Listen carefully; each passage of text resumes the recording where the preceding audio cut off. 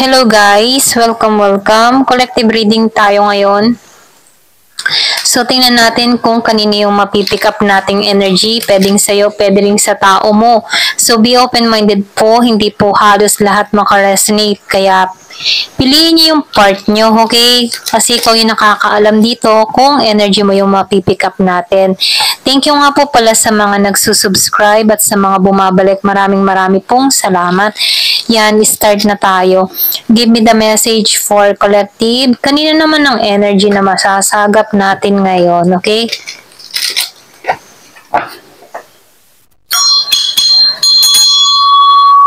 Ayan. So, start na tayo.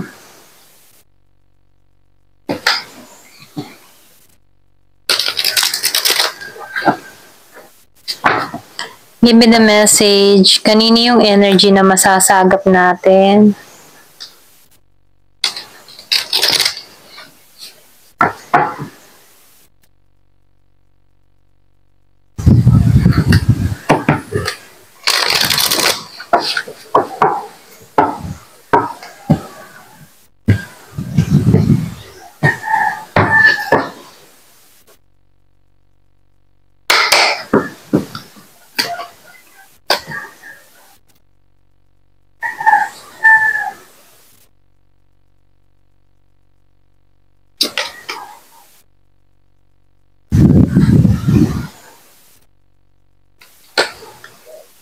Meron ako nasasagap dito, no? Yung bang tipong binigay mo ang lahat pero sinayang ka, okay?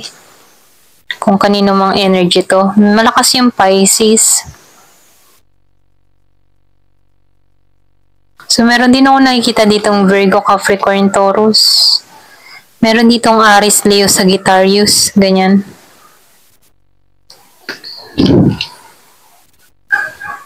Meron din ako nakikita ditong Gemini, Aquarius, and Libra. So, nakikita ko dito, meron ditong tao na pinaramdam sa kanya dito na wala siya. Okay? Alam mo yung tipong pinaramdam sa kanya dito na wala siyang halaga. Okay? Yung bang tipong hindi siya pinagtuunan ng pansin. Parang binaliwala, ganyan. Okay? Kung sino man ito, no? Ito lang nakikita ko. Pero nakikita ko dito merong panlilinlang na ginawa. Okay? Kung bakit nagkagulo. Okay? Pwedeng nararanasan mo to ngayon kung sino man to, no? So, meron ako nakikita ditong winasak or tinanggal. Okay? Tinanggal ka dito. Pero, nakikita ko rin dito na meron dito nagpuput ng boundary. Okay? Kumbaga, itong tao na ito nagiging siyang matatag. So, nafe-feel ko dito sinusunod na yung intuition niya dito. Okay? Kung before hindi niya sinusunod yung mga pakiramdam niya, kutob-kutob niya, ganyan. So, ngayon itong tao na to nagiging aware na siya sa kanyang nararamdaman, sa kanyang kutob, okay? So, handa tong tao na ito rin nakikita ko. Kasi itong tao na ito nakaranas na ng kabiguan, okay? Kung bakit nagigitong matigas ngayon, okay? Kung bakit siya nagiging buo yung kalooban dahil sa mga naranasan niyang experience. Pwede rin sa betrayal or pwede rin sabihin sa mga panggagago, pangluloko, ganyan. So, nakikita ko rin dito, no? Inalisan siya dito ng walang-wala, okay? Alam mo yung tipo na as in na mahirap yung sitwasyon na kinaharap ng tao nito. Binigay niya yung lahat ng kanyang pagmamahal, abot ng kanyang makakaya. Pero nung nawalan siya, inalisan din siya dito. Kumbaga, inalisan siya dito ng zero balance or talagang asing wala, okay? Pero ganun pa man, nakikita ko dito, meron tong ginawa sa social media, okay?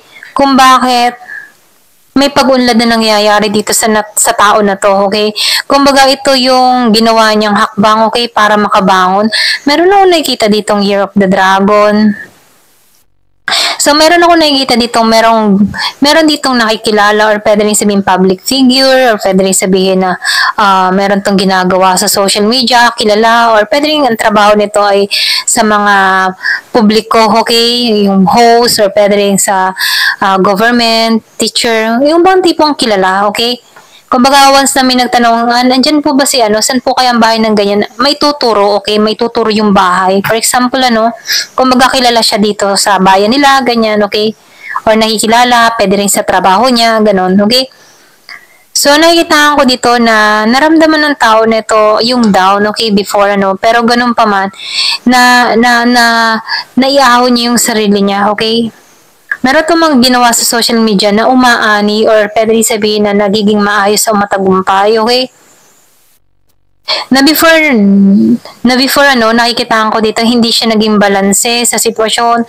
Pwede rin sabihin na nakaranas to ng parang tipo na nakaranas siya ng pagkalugmok, okay, pagkalugi, or pwede rin sabihin kung may business to nalugi siya, or pwede rin sabihin kung meron tong apply, hindi to nakaalis agad-agad, ganun, okay. Ito lang nakikita ko, mayroong mga hadlang kung bakit hindi nagtuloy-tuloy yung kanyang blessing dito, pero ganun pa man, meron siyang isinagawa dito sa social media na kung saan ano, pumatok sa masa, okay.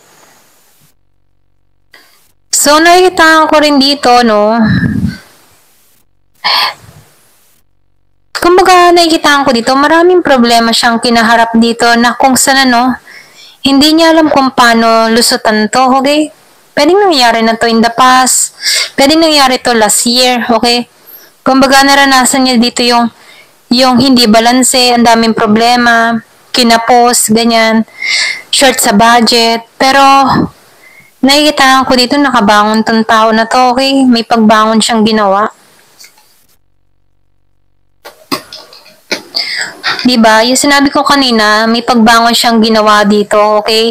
Before, hindi niya alam kung paano yung gagawin. Stress siya, ang dami niya mga pagsubok. Pero binigyan siya dito ng talino, no? Kung ano yung kasunod niyang gagawin dito. Na kung saan, ano, may pagpupuri or pwede rin pinupuri siya ng ibang tao, hinahangaan siya ng ibang tao, okay, nakakarao siya dito. Ito lang yung nakikita ko, kung ano man yung tinarabaho niya, umaani na dito, okay, kumikita na siya dito. Ito rin nakikita ko, pwedeng meron tong ginagawa sa YouTube, or pwede rin sabihin vlogger, ganyan, ano, meron tong ginawa na pumatok, okay, na kung saan before, hindi niya alam kung paano makaahon, pero nagkaroon to ng bagong idea or meron tong sinagawa na kung saan, no, nakikilala na ng iba, okay? May pag-unlad na nangyayari sa kanya dito. Ito rin nakikita ko, no? Kumbaga, hindi siya nawawala ng pag-asa, okay? Hindi siya nawawala ng pag-asa para sa sarili niya, okay? Ito rin nakikita ko dito. Kung sino man to, no?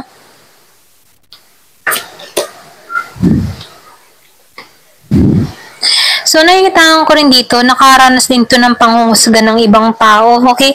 Kumbaga, hinusgahan siya sa kanyang kakayahan, or pwede rin hinusgahan siya dahil sa mga pagkakamaling nagawa niya. Pero ganun pa man, kahit may mga nanghuhusga sa kanya, ito yung, dito siya humugot ng lakas para magkaroon ng transformation, ano? Parang, sa mga panghuhusga, panlalait, or pwede rin sabihin sa mga naririnig niyang chismis about sa kanya dito siya humugot ng lakas kung bakit nagiging siyang matagumpay, okay?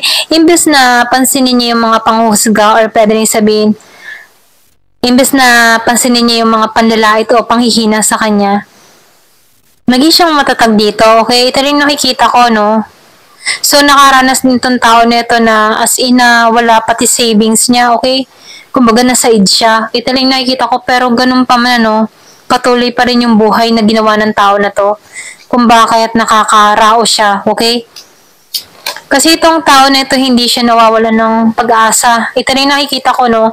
Kumbaga nahanap niya yung balance. Kumbaga, hindi siya takot magsimula. Alam mo yung tipo na kahit feeling down, okay? Or pwede rin sabihin na lumagapak or nabigo, okay?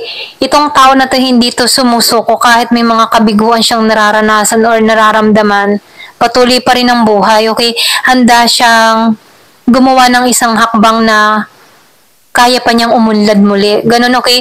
So, nakikita ko dito, hindi to nagpapatinag eh. Siya yung tipo ng tao na fighter.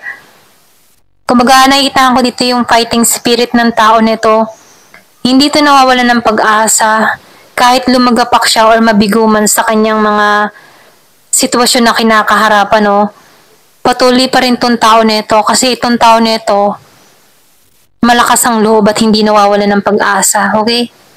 Mahirap siyang mapatumba dito, ito na yung nakikita ko. So, nakikita ko rin dito, sanay ito sa hirap, kaya kaya niyang balansehin yung kanyang pera dito, okay? Kaya niyang balansehin yung sitwasyong kinakaharap niya. Okay?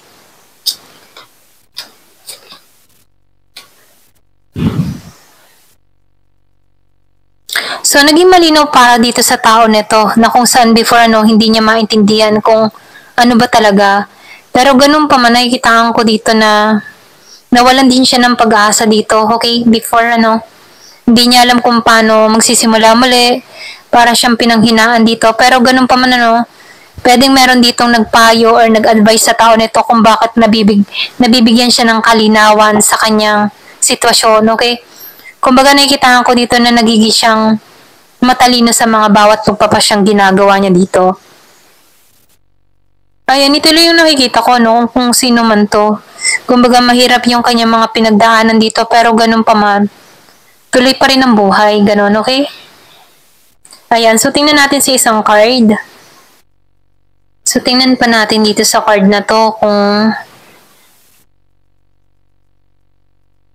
ano pa yung karagdagang mensahe, okay? So, nakikitaan ko dito yung fighting spirit ng tao nito. Para siyang fighter, warrior, ganyan. Hindi madaling yung tipong hindi madaling bumagsak, ganun, Kumbaga, itong tao nito, masupil, hindi siya madaling masupil, okay? Alam niyo yung word na yun, Kumbaga, nakikitaan ko dito na kaya ng tao nito na umusad. Ayan. Give me the message. Ano pa yung mensahe? Transform. So, itong tao na ito, nagkaroon to ng transformation, okay? Ginabayan siya dito. Kumbaga, nakikitaan ko dito na binigyan siya ng talino dito para sa pagbabago. So, nakikitaan ko dito, nagpa siya tong tao nito na kailangan na ng pagbabago para umusad, para magtagumpay. Ganun yung naging mindset ng tao nito. Merong 35 years old. Kumbaga, tinulak talaga to sa pagbabago at ginagabayan tong tao nito sa direksyon na tinatahak niya dito. Okay? So, nakikitaan ko rin dito, merong 49 So, nakikitaan ko dito, in-accept na lang niya lahat na nangyari. Okay? Kasi ayaw niyang, alam mo yung tipo na hindi niya naman niya kontrolado ang lahat para pigilan pa or para dumamdam pa or sumama ang loob, Kumbaga itong tao nito, pinalaya niya yung sarili niya, tinanggap na lang niya lahat ng masasakit na nangyari sa kanya ay part ng buhay na kinakaharap niya, Kumbaga itong tao nito, naging siyang matalino dito na may purpose ang lahat, ganyan. Tinanggap na lang niya, hindi na lang siya kumbaga sa agos, hindi niya kinakalaban yung agos. Sumasabay na lang siya sa agos. Kung may kita mo naman yung babae, sumabay na lang siya sa agos dito. Kahit merong gustong sumaklaw sa kanya dito or talunin siya ng agos dito, patuloy pa rin siya, okay? Kumbaga, payapa yung kanyang kaisipan kahit may mga pagsubok sa buhay niya, hindi siya masyadong nagpapaka-stress sa mga pagsubok na kinakaharap niya, okay? Ito lang yung nakikita ko. So, meron ka ditong well-being, kasi itong tao nito, nakikitaan ko dito na para siyang alam mo yung tipo na nagkaroon to nagising siya sa spiritual na lahat ng tao nakakaranas ng kanya-kanyang pagsubok. Kumbaga, depende lang sa sitwasyon, Kumbaga, nakikitaan ko dito na tinanggap niya na lang lahat ng mga nangyari, okay? Kumbaga, itong tao nito, nagiging na lang siyang malawak dito, ganyan. Kumbaga, nakikitaan ko dito na tinitingnan na lang niya yung mga nangyari, okay? At hindi naman niya masyadong ini-stress pa yung sarili niya dito, okay? Ito rin nafe-feel ko dito, merong ganun tao dito. Kumbaga siya, mas hinahanap niya yung kapayapaan niya, okay? Yung renewal niya, okay?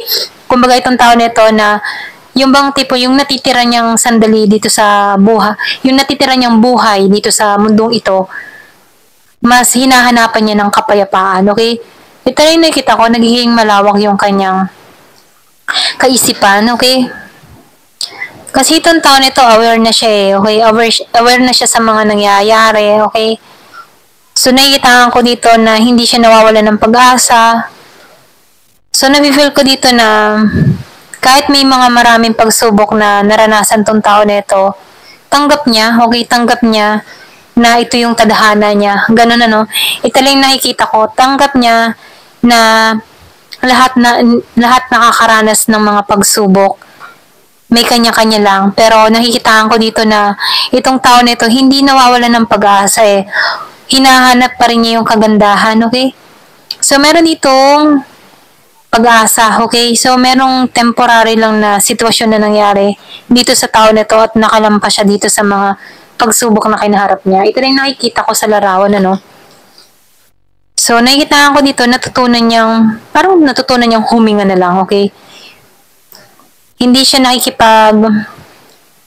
alam mo yung tipo na sumasabay sa agos tulad nitong bangka, no? Kumaga, ginagabayan naman siya, naman kung maraming alon, okay, na gustong sakupin tong bangka, okay? Pero merong gumagabay dito na diretso ka lang, kumbaga hindi ka mapapahamak, okay? Pwede rin dahil sa pananalig o pananampalataya ng tao nito kung bakit nakakausad siya kahit maraming mga problema na gusto siyang sakupin, pero patuloy pa rin siya sa buhay na kinakaharap niya, okay? So, kumbaga itong tao nito, alam mo tipong humihinga lang siya, okay? Hindi niya pinipigilan, okay? Kumbaga, umaayon lang siya, okay? Umaayon or sumasabay lang siya. Ito rin nafe-feel ko, no? Kasi ginagabay naman tong tao na to, okay? Or pwede rin sinasabihan ka dito na huwag mo masyadong dibdibin, ano? Kumbaga, kahit may mga problema kang kinakaharap, hayaan mo lang, okay? Lilipas at lilipas din yan, okay? Hanggat ikaw ay may hininga at humihinga, may pag-asa, okay? Ito lang yung mensahe sa'yo. Ayan, thank you for watching. Love and peace.